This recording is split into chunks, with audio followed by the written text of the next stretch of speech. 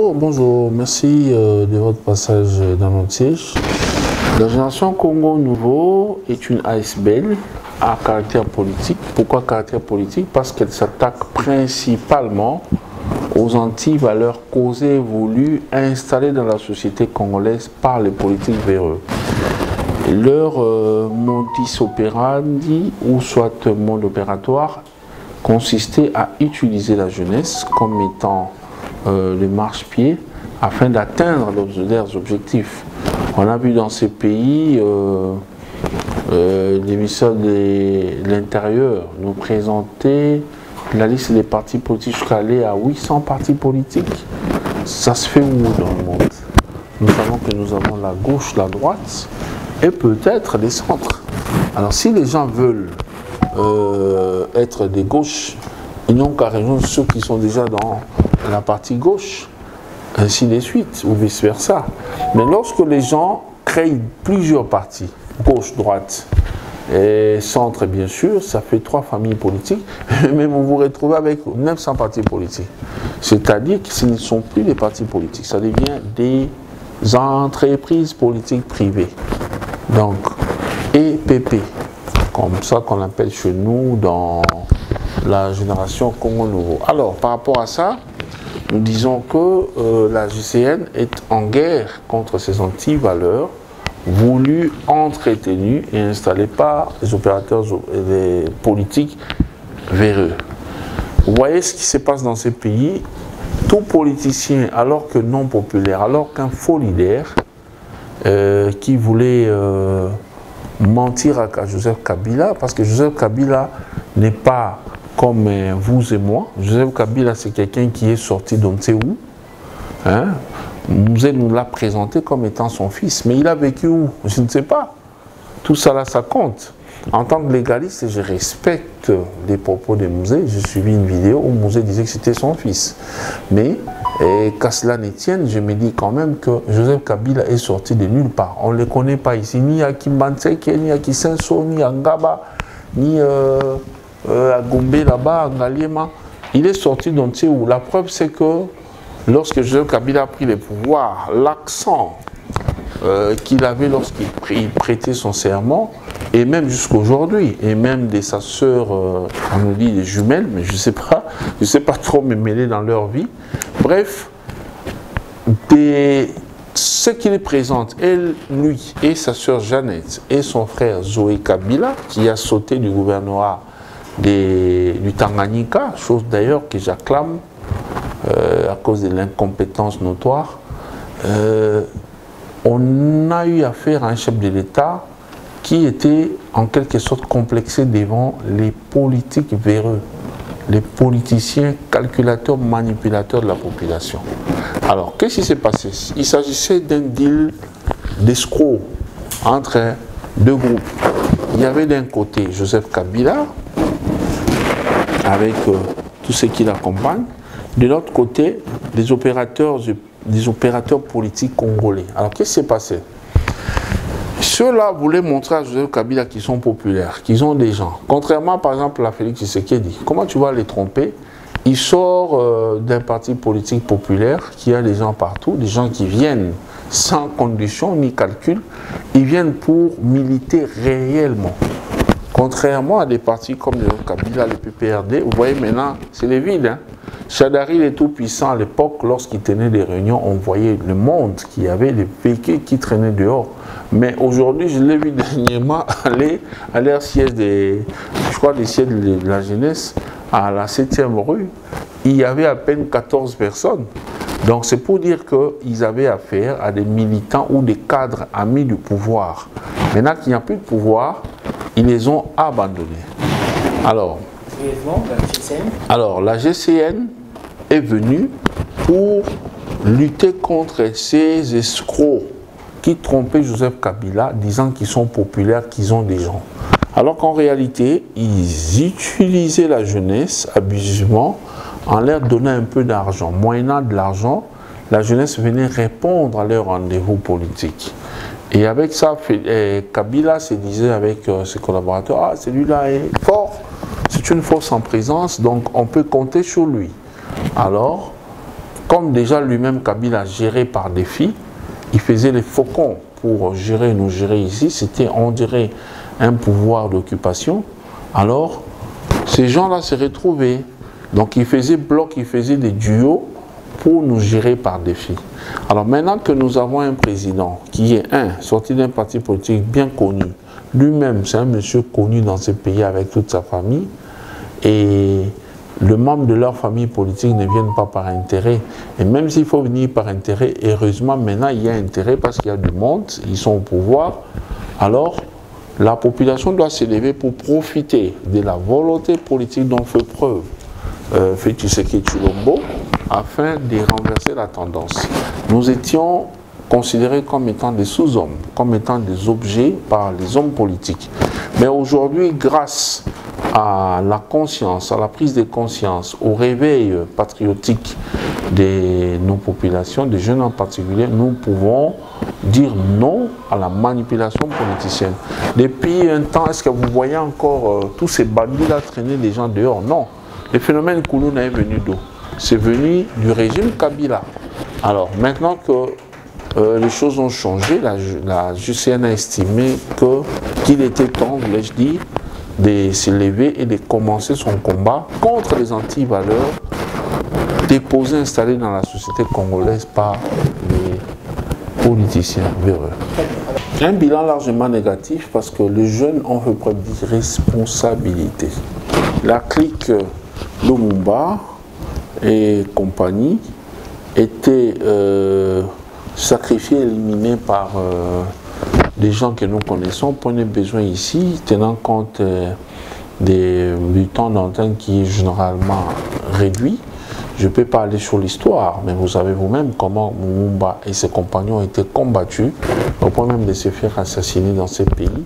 C'était là au moins des gens qui avaient de la conscience. En entrant, je pense que vous avez vu sur nos murs, nous avons placé les figures emblématiques, notamment Lumumba, des gens qui ont combattu les anti-valeurs, les gens qui ont lutté pour rendre libre l'homme congolais. Alors, ils ont eu à l'éliminer, ils ont récupéré la situation tout en créant une relation ou une alliance avec les Occidentaux, principalement ceux qui ont toujours rêvé du Congo et des quelques miettes, parce que là ce qui se faisait c'est qu'on était exploité, le minerai et tout ça, et les miettes qu'on nous retournait pour nous permettre de nous organiser, ces autorités-là confondaient ça avec leur héritage personnel. Ils commençaient à l'utiliser pour eux, sacrifiant la jeunesse, sacrifiant les peuples. Alors c'est ce qui a fait qu'après 61 ans, on se retrouve qu'on a deux classes au Congo. Nous avons la classe des riches, des bourgeois, des gens qui sont très supérieurement riches par rapport à nous autres. Alors, et puis la classe des pauvres. La classe des pauvres, bon, je peux dire pauvres, mais surtout, je dirais la classe des laissés pour compte. Et en parlant de laissés pour compte, nous en avons de deux catégories. Nous avons des laissés pour compte de la première catégorie ou de la haute classe, qui est la classe des gens que nous trouvons, il a étudié ou bien il fait son commerce, il est dans une société de télécommunications ou autre, et il gagne, le peu qu'il gagne, il est obligé de partager ça avec des laissés pour compte de la seconde catégorie, qui n'ont rien, qui sont dépendants de leurs frères et sœurs. Vous voyez? Donc on a deux classes avec une très très grande différence des standings de vie.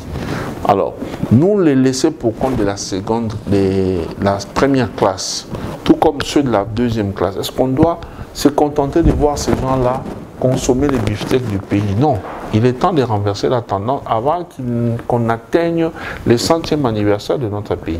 C'est pourquoi nous conscientisons la jeunesse, car ça va de son intérêt, ça va de son avantage. Dites-moi un peu aujourd'hui, tout ce que vous voyez ici, de tout ce que vous voyez ici, il n'y a pas un seul dollar, un seul franc congolais d'un politique, d'une quelconque organisation, ou même de mes collaborateurs, des gens avec qui je travaille. Ce sont les efforts personnels.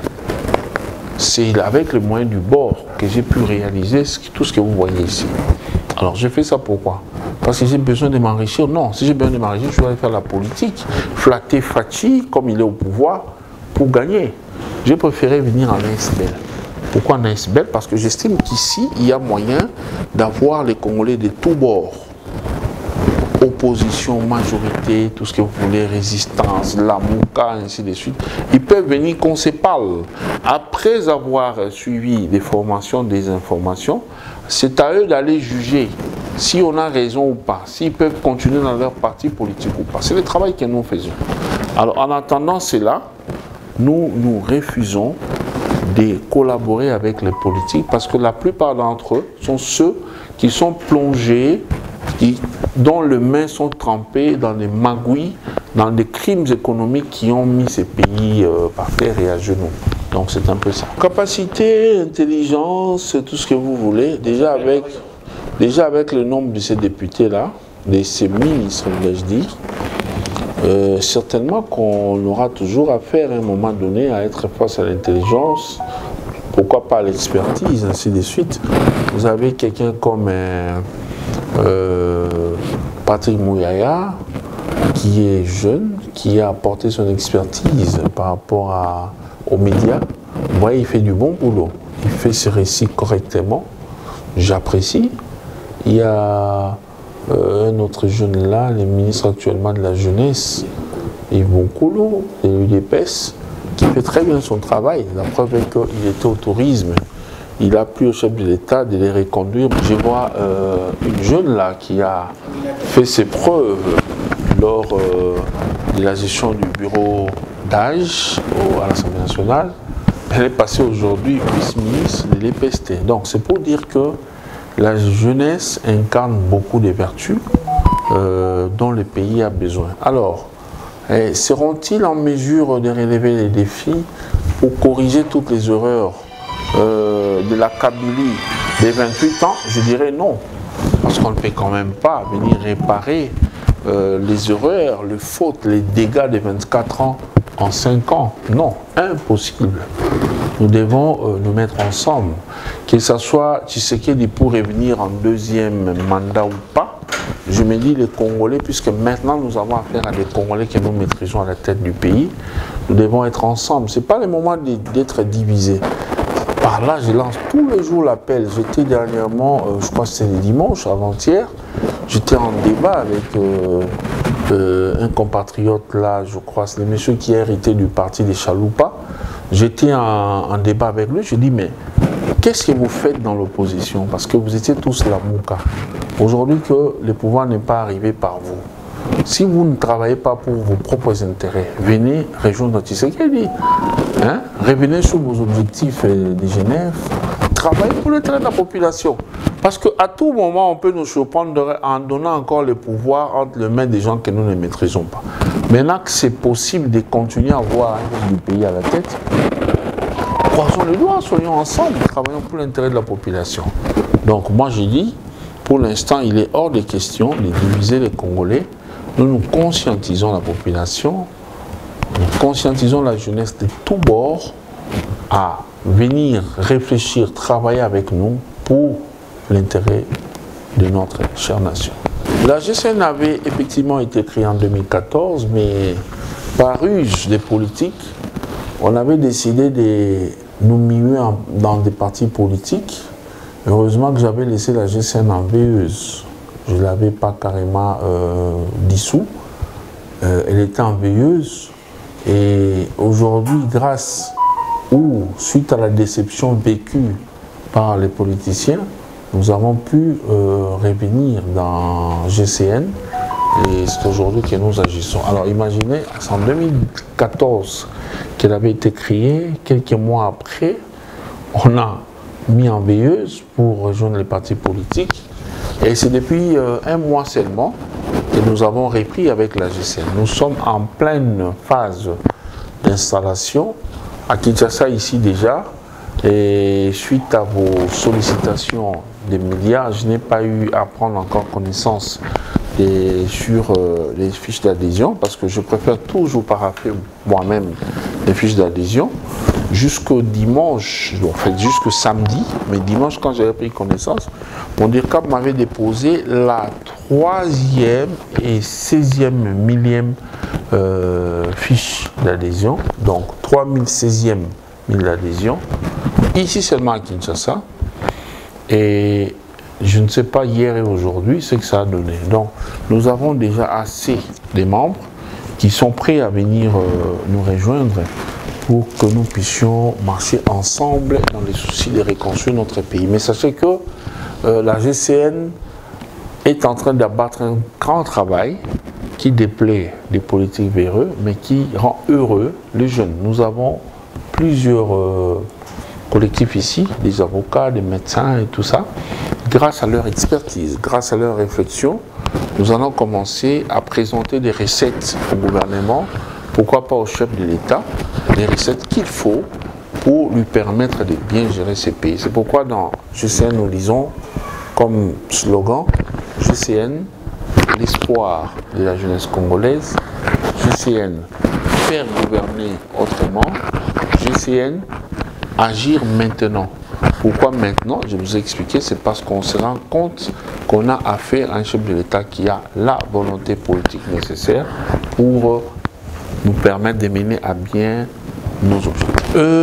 Toute personne désireuse de rejoindre la lutte de la GCN ne peut que nous appeler 099 99 61 021 099 99 61 021 ou soit les 09 98 98 73 66 09 98 98 73 66 ou pour finir au Vodacom 0 82 42 82 470 0 82 42 82 470. Nous pourrons échanger en dehors de la caméra et au besoin prendre un rendez-vous pour mieux se parler à l'intérêt de nos populations.